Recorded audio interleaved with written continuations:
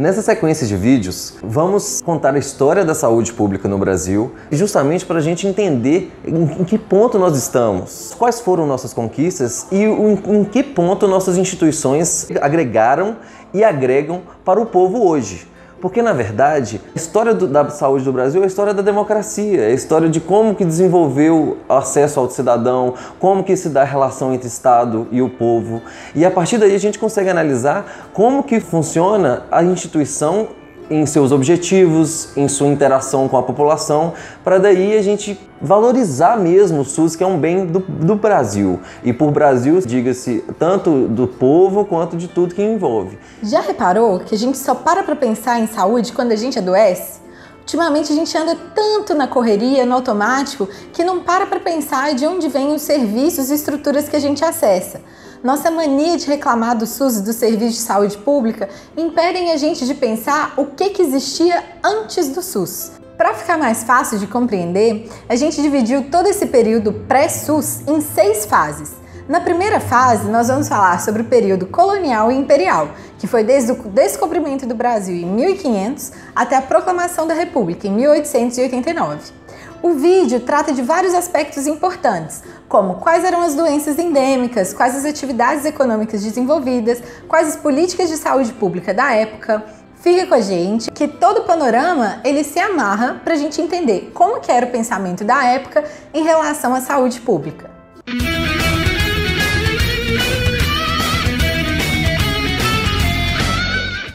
O Brasil pré-republicano tem um espaço de história de 400 anos do que a gente consegue falar de Brasil. Nesse período de tempo, nós tivemos um Brasil colonial, tivemos a vinda da família real portuguesa, com a abertura de escolas de medicina, de saúde, de outras áreas, e tivemos a urbanização do Rio de Janeiro. Depois tivemos a independência e o período imperial, que se estende até, finalmente, a proclamação da República. Nesse espaço de tempo, nós tivemos a vinda massiva de escravos e a vinda de imigrantes, a maioria europeus, que se intensificou principalmente após a abolição e que reflete diretamente no processo de industrialização que veio um pouco depois.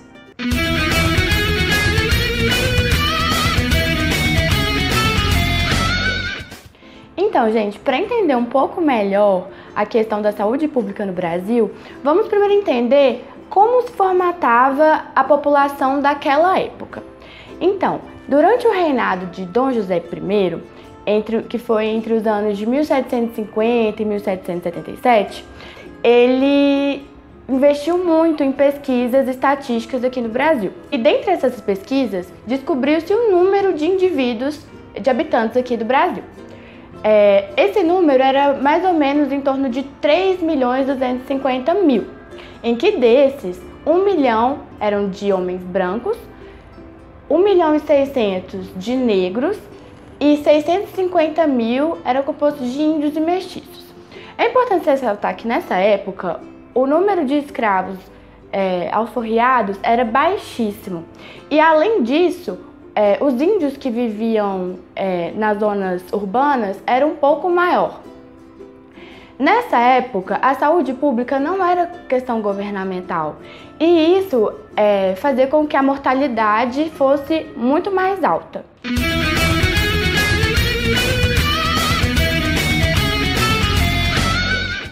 Agora a gente vai falar sobre as questões econômicas do período colonial.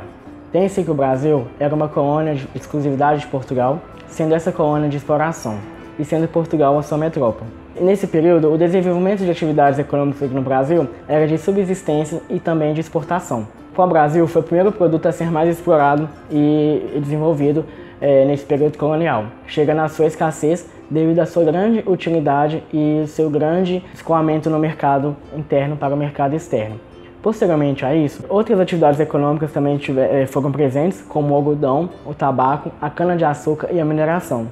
Já a criação de gado foi bastante importante também para o período colonial, porque ela proporcionou uma maior ocupação e desenvolvimento do centro do Brasil, fazendo com que outras atividades fossem desenvolvidas nesse período.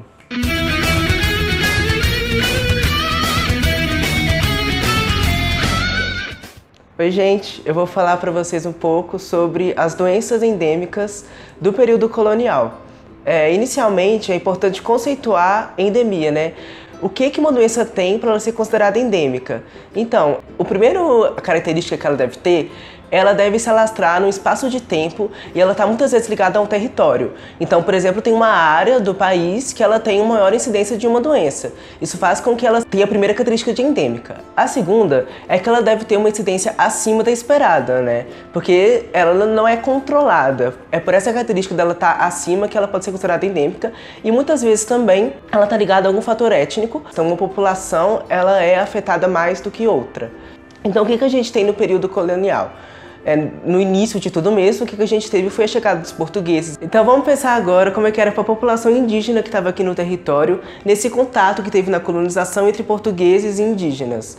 Esse contato foi muito desfavorável para a população indígena, porque ela não tinha nenhuma defesa imunológica às doenças trazidas da Europa. Então, doenças que a gente tem atualmente como controladas, né, como por exemplo escarlatina, rubéola, sarampo, elas eram muito letais para a população indígena que não tinha essa defesa imunológica. Vamos pensar agora na questão da vinda de negros da África para cá, e aqui eles eram submetidos em regime de escravidão, né? Vamos falar um pouco mesmo dessa vinda desses negros.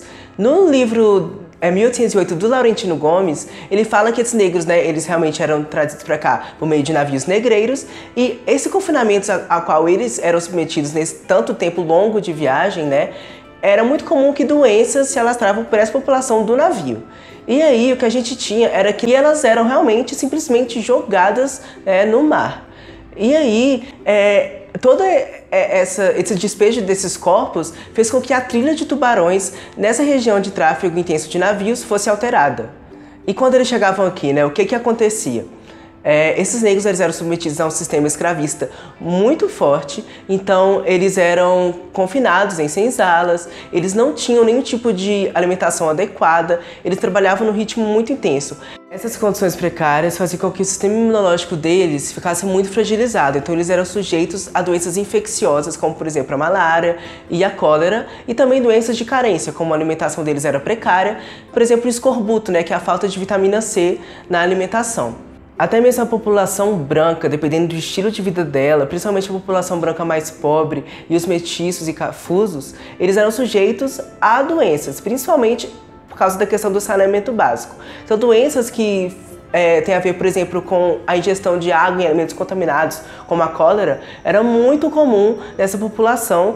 E, por exemplo, as populações, às vezes, que trabalhava em Minas, era também muito sujeita a doenças pulmonares. Agora, avançando um pouco na história, a vinda da corte portuguesa para cá e a chegada do Império promoveu, de certa forma, uma política de saneamento. Por quê? Nessa época coincide com a abertura dos portos brasileiros para os portos, né, estrangeiros, principalmente da Europa. E aí o que a gente tem? Um controle maior dos produtos que vinham e entravam no território.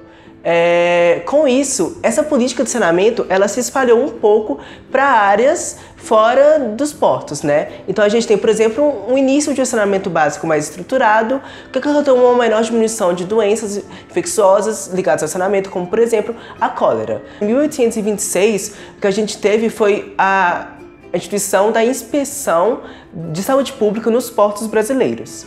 Também em 1846, a gente teve, por exemplo, a questão do Instituto Vacínico no Império, que começava a controlar, então, umas endemias que estavam aqui e eram fortemente controladas por causa de vacinas. Na segunda metade do século XIX, o que a gente teve aqui foi principalmente o crescimento da produção cafeeira, principalmente na região sudeste, e principalmente no estado de São Paulo.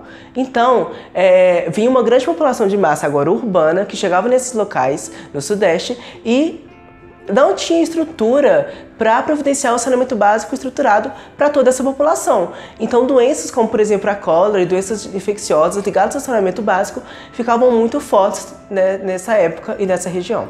O perfil populacional nessa época não era assim tão diferente do colonial. Então, o que a gente teve foi, ao longo que esse saneamento iria se desenvolvendo, algumas doenças eram controladas, mas, por exemplo, a cólera ainda era muito forte nessa população.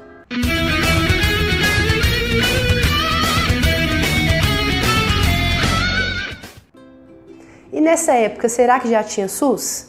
Pois é, claro que não. Mal podia se falar de Estado num país colonial. já que estávamos regidos pelo governo português. E mesmo assim, não se entendia saúde como um direito e a Constituição, que só veio durante o Império, não tinha preocupação dessa garantia que temos hoje na Constituição atual. O que se tinha na época era o entendimento da saúde sanitária, com a figura do físico-mor, do cirurgião-mor e do provedor-mor, que fiscalizavam as boticas, que eram as antigas farmácias, os portos e o exercício da medicina no Brasil colônia e depois no Brasil Império. Mas se a pessoa ficasse doente, o que ela fazia naquele período? Bom, quem era rico, abastado, conseguia ter acesso aos médicos e poderia recorrer a curandeiros, que era mais comum porque não havia o exercício da medicina no Brasil, o ensino da medicina no Brasil. E quem era pobre ou também ia para curandeiros mais acessíveis ou corria para as boticas, que eram farmácias antigas, mas que não tinham os remédios de hoje. Você tinha emplastros, ungüentos, panaceias, que são o que a gente poderia chamar hoje de uma simpatia. E se você ainda conseguisse ter a sorte de entrar numa Santa Casa de Misericórdia para ser tratado, poderia até ser o caso, mas ainda assim a medicina não havia se desenvolvido tanto, então estavam quase todos à própria sorte. Passear pelo passado dá uma noção completamente diferente de presente e uma perspectiva melhor ainda de futuro, não dá? Quando a gente vê como que funcionava, como que era restrito a poucas pessoas, isso faz com que a gente enxergue nossa época atual de outra forma. Quando a gente vê o passado e o tanto que a gente evoluiu, a medicina, as técnicas, o acesso, o SUS hoje, ele traz um princípio da universalidade. Acabou essa coisa de ter acesso só para uma população. Pelo menos no projeto do SUS, a ideia é que todos acessem de uma forma equânime e que seja muito mais democrático o acesso à saúde. Em seguida a esse período que a gente acabou de ver, colonial e imperial, nós vamos tratar sobre a Primeira República ou República Velha. Então curta esse vídeo e acompanhe nossas redes sociais, que já já vai vir novidade. Oi, gente, meu nome é Francesca. Olá, meu nome é Pedro Vilela. Olá, meu nome é Luísa Udi. Olá, eu sou Guilherme Eustáquio. Olá, meu nome é Cíntia Santos. Sou Rafael Públio e eu faço parte do projeto de extensão Saúde, e autonomia aqui também da UFMG. Beijo!